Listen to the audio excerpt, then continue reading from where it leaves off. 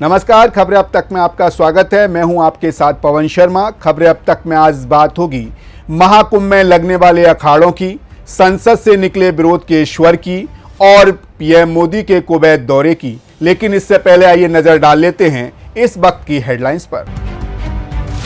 मेरठ में प्रदीप मिश्रा की कथा में अनियंत्रित हुई भीड़, कई महिलाएं हुई चोटिल। जयपुर में एलपीजी टैंकर ब्लास्ट में अब तक 11 लोग की मौत, कई लोग लापता। अतुल सुभाष की मां ने मांगी पोते की कस्टडी, सुप्रीम कोर्ट ने 3 राज्य सरकारों को दिया नोटिस। भोपाल में पूर्व आरटीओ कांस्टेबल के घर लोकायुक्त की छापेमारी, 52 किलो सोना और 10 करोड़ नगद बरामद। अयोध्या में सीएम योगी बोले, काशी मथुरा संभल तो कभी भोज में मंदिरों को तोड़ा गया, सनातन ही है राष्ट्रीय धर्म। संभल में 46 साल बाद खुला कार्तिकेय मंदिर, 22 जगहों पर एएसआई टीम ने किया सर्वे। बैन हुई पाकिस्तान के परमाणु हथियार, अमेरिका का तगड़ा एक्शन, हिल गए सारे देश। बीजेपी दफ्तर के बाहर मिले लावारिस बैग की हुई जांच, कुछ संदिग्ध नहीं मिला। अमित शाह से मिलेंगे वर्क, संभल के सांसद ने मुलाकात का मांगा समय। क्रिसमस से पहले ठंडा पड़ा बाजार, सेंसेक्स 1146 अंक टूटा, निफ्टी 23,600 से नीचे आया। हेडलाइंस के बाद चलिए रुक करते हैं खास रिपोर्ट्स का। प्रयागराज महाकुंभ की रौनक दिख रही है। यहां हर 12 साल में एक बार लगने वाला महाकुंभ मेला न केवल लाखों भक्तों की आस्था का केंद्र बनता है, बल्कि यहां पर एक और खास चीज देखने को मिलती है जो सबका ध्यान अपनी ओर खींचती है, और वो है यहां के अखाड़े। जब आप महाकुंभ का दृश्य देखते हैं तो आपको साधु संतों के बड़े बड़े समूह, ढेर सारे झंडे और उनकी विशेष परंपराएं नजर आती हैं। लेकिन क्या आपने कभी सोचा है कि अखाड़े होते क्या हैं और इनका महाकुंभ में क्या महत्व है? नहीं तो चलिए आपको बताते हैं। हम में से ज्यादातर लोगों के दिमाग में जब अखाड़ा शब्द आता है तो सबसे पहले पहलवानों का मैदान या कुश्ती की तस्वीरें सामने आने लगती हैं। लेकिन महाकुंभ में अखाड़े का मतलब बिल्कुल अलग होता है। यहाँ अखाड़ा साधु संतों का एक धार्मिक समूह होता है जो न सिर्फ तपस्वी होते हैं बल्कि भारतीय धर्म, संस्कृति और परंपराओं के असली रक्षक भी होते हैं। उनकी शुरुआत आदि शंकराचार्य ने की थी, जिन्होंने हिंदू धर्म की रक्षा के लिए इन साधुओं को संगठित किया था। यानी कि अखाड़ा धार्मिक अखाड़ा नहीं बल्कि संस्कृति और इतिहास की एक विशाल धरोहर भी है। महाकुंभ में कुल 13 अखाड़े होते हैं और हर अखाड़े का अपना एक अलग पंथ और परंपरा होती है। इनमें से 7 शैव अखाड़े यानी कि जो शिव जी के भक्त होते हैं, 3 वैष्णव अखाड़े यानी कि जो विष्णु जी के भक्त होते हैं, और 3 निर्गुणी अखाड़े यानी कि जो निर्गुण ब्रह्म की साधना करते हैं। वहीं इन सब के अलावा भी एक अखाड़ा होता है जो सबसे मशहूर है, और वो है जूना अखाड़ा यानी कि नागा अखाड़ा। और इस बार अब एक नई बात भी सामने आई है कि इस बार किन्नर अखाड़ा भी महाकुंभ का हिस्सा बनने जा रहा है। अब सवाल यह है कि आखिर अखाड़ों का महाकुंभ में क्या रोल है, तो चलिए आपको बता देते हैं। हिंदू धर्म में अखाड़े का इतिहास सदियों पुराना है। यह आदि शंकराचार्य ने इन अखाड़ों की स्थापना ऐसे साधुओं के समूह के रूप में की थी जो केवल शास्त्रों में निपुण नहीं बल्कि शस्त्र विद्या में भी माहिर हुआ करते थे। उनका उद्देश्य धर्म की रक्षा करना और सांस्कृतिक धरोहर को बचाए रखना था, और यही काम आज भी अखाड़े कर रहे हैं। वे न केवल प्राचीन परंपराओं को जीवित रखते हैं बल्कि समाज में शांति और सद्भाव बनाए रखने में भी मदद करते हैं। यानी कि देखा जाए तो महाकुंभ सिर्फ धार्मिक स्थान या साधु संतों का समागम ही नहीं है, बल्कि ये अखाड़ों की दुनिया भी है जहां भारतीय संस्कृति, परंपरा और समाज की असली झलक देखने को मिलती है। अखाड़े हमें न केवल आध्यात्मिक मार्ग पर चलने की प्रेरणा देते हैं बल्कि भारतीय समाज में एकता, शांति और समरसता बनाए रखने में भी महत्वपूर्ण भूमिका निभाते हैं। फिलहाल इसी के साथ खबरें अब तक में रुख कर लेते हैं अगली रिपोर्ट की ओर। संसद का शीतकालीन सत्र इस बार कुछ खास अंदाज में चर्चा में रहा और इसका मुख्य कारण रहा विपक्ष का निराला विरोध। अगर आप सोच रहे हैं कि संसद में क्या नया हो सकता है, तो इस सत्र में बैग, टी शर्ट, गुलाब और मास्क ने दिखा दिया कि राजनीति में विरोध करने के भी अलग ही तरीके हो सकते हैं। सबसे पहले तो प्रियंका गांधी का फिलिस्तीन और बांग्लादेश के हिंदू और ईसाइयों वाले बैग की चर्चा हुई। ये बैग सिर्फ सामान रखने के लिए नहीं, बल्कि खास संदेश देने के लिए थे।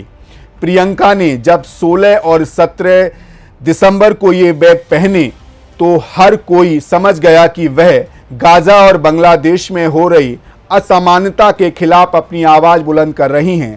कांग्रेस सांसदों के बीच भी इस तरह के बैग और प्ले कार्ड का चलन बढ़ा, जैसे उनके हर कदम पर विरोध का एक नया रूप था।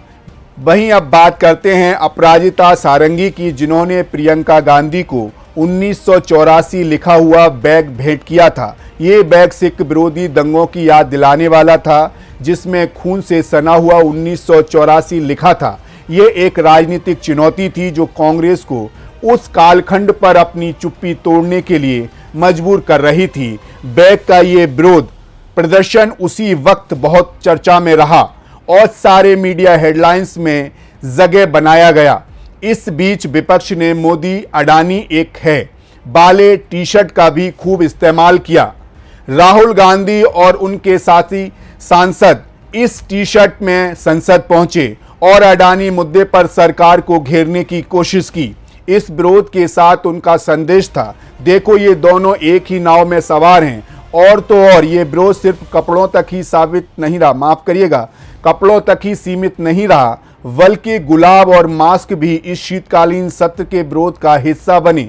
11 दिसंबर को कांग्रेस सांसदों ने तिरंगे और गुलाब के साथ भारतीय जनता पार्टी के सांसदों का स्वागत किया, जो एकदम अजीबोगरीब तरीका था। इतना ही नहीं, विपक्षी सांसदों ने मोदी अडानी भाई भाई वाले पोस्टर और मुखौटे पहनकर संसद के बाहर विरोध प्रदर्शन किया।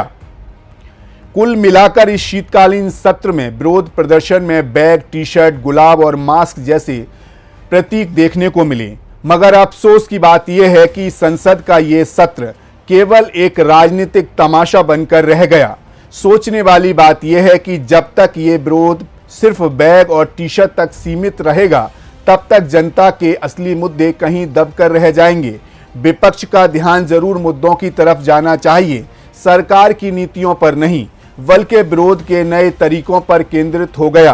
प्रियंका गांधी का 1984 वाले बैग के जरिए विरोध करना, राहुल गांधी का मोदी अडानी एक हैं टी शर्ट पहनना और विपक्ष का हर बार कुछ नया तरीका अपनाना, ये सब महज राजनीति के खेल हैं जो जनता की समस्याओं से ध्यान भटकाते हैं। अगर विपक्ष सच में बदलाव चाहता है तो उसे जनता के मुद्दों पर ध्यान केंद्रित करना होगा। ऐसे विरोध से सिर्फ राजनीतिक माहौल गर्म हो सकता है, ना कि जनता की समस्याओं का हल या समाधान निकाला जा सकता है। फिलहाल इसी के साथ खबरें अब तक में बढ़ेंगे आगे। प्रधानमंत्री नरेंद्र मोदी 21-22 दिसंबर को कुवैत का दौरा करने जा रहे हैं और ये यात्रा बहुत खास है। 42 सालों बाद किसी भारतीय प्रधानमंत्री का कुवैत दौरा हो रहा है और इस यात्रा को लेकर दोनों देशों के बीच द्विपक्षीय संबंधों को नई ऊंचाइयों तक पहुंचाने की उम्मीद जताई जा रही है। कुवैत यात्रा के दो खास पहलू हैं। पहला कि ये यात्रा 42 सालों के बाद हो रही है। अब तक भारतीय प्रधानमंत्री ने कुवैत का दौरा नहीं किया था और ये एक ऐतिहासिक अवसर है। और दूसरा कि कुवैत खाड़ी क्षेत्र का वह एकमात्र देश है जहां प्रधानमंत्री मोदी का अब तक नहीं जाना हुआ। इस लिहाज से भी ये यात्रा बहुत महत्वपूर्ण है। कुवैत में करीब 10 लाख भारतीय रह रहे हैं और प्रधानमंत्री मोदी ने इस यात्रा के दौरान भारतीय समुदाय से मिलने का निर्णय लिया है। वो कुवैत के विभिन्न लेबर कैंपों का दौरा भी करेंगे ताकि ये संदेश दिया जा सके कि भारत सरकार की प्राथमिकता में हमारे प्रवासी नागरिक हैं। शनिवार को प्रधानमंत्री मोदी कुवैत में लगभग 4 से 5 हजार भारतीयों से मिलकर उन्हें संबोधित करेंगे। इसके बाद वे गल्फ कप फुटबॉल के ओपन सेरेमनी का हिस्सा बनेंगे। प्रधानमंत्री मोदी कुवैत के प्रधानमंत्री शेख मैशल अल अहमद अल जबर अल सबाह से मुलाकात करेंगे और इस दौरान व्यापार, निवेश और अन्य महत्वपूर्ण मुद्दों पर बातचीत भी की जाएगी। कुल मिलाकर देखा जाए तो ये यात्रा सिर्फ कुवैत और भारत के रिश्तों के लिए नहीं, बल्कि खाड़ी क्षेत्र में भारतीयों की बढ़ती कूटनीति उपस्थिति को भी दर्शाती है। प्रधानमंत्री मोदी का कुवैत दौरा निश्चित तौर पर दोनों देशों के बीच संबंधों को और मजबूत करेगा और यह यात्रा भारत के लिए एक नया अध्याय खोलने जैसा होगा। फिलहाल इसी के साथ मुझे दीजिए इजाजत, मगर जाते जाते आपसे एक बात जरूर करेंगे। आरएसएस के प्रमुख मोहन भागवत का हालिया बयान मंदिर मस्जिद विवाद पर एक नया मोड़ लेकर आया है। उन्होंने देश के सद्भावना की बात करते हुए उन विवादों पर नाराजगी जताई है। अब सवाल ये उठता है कि क्या हिंदू समाज इस बात को मानने को तैयार है, क्योंकि बयान देना आसान है लेकिन उसे लागू करना उतना ही मुश्किल। पहले तो आपको बताते हैं कि उन्होंने क्या कहा। उन्होंने कहा कुछ लोग ऐसे मुद्दों को उठाकर खुद को हिंदुओं का नेता मानने की कोशिश कर रहे हैं, लेकिन ये बिल्कुल स्वीकार नहीं है। मंदिरों को मस्जिद बताना बंद करें।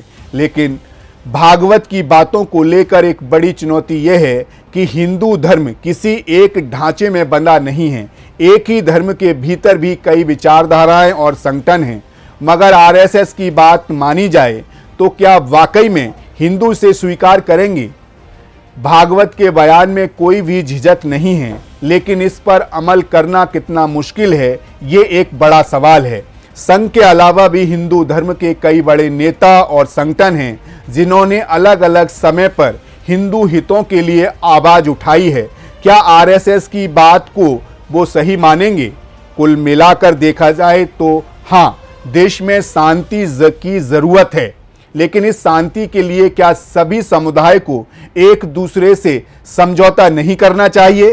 केवल हिंदी ही, माफ करिएगा, केवल हिंदू ही क्यों समझौता करें? सवाल ये भी बड़ा है कि अगर हिंदू ये मान भी लें अब वे किसी भी मंदिर की बात नहीं उठाएंगे, तो क्या मुस्लिम ये मानेंगे कि जो मुगलों ने किया वो गलत था? दक्षिण अफ्रीका की शांति से भारत को सबक सीखना चाहिए। अब अंग्रेजों ने मान लिया कि उनके पूर्वजों ने जो अत्याचार किए वो गलत थे। वहां आज दोनों मिलकर एक साथ शांति से रह रहे हैं। फिलहाल इसी के साथ मुझे दीजिए इजाजत और आप बने रहिए सी न्यूज़ भारत के साथ। हर खबर आपके साथ, आपके हाथ।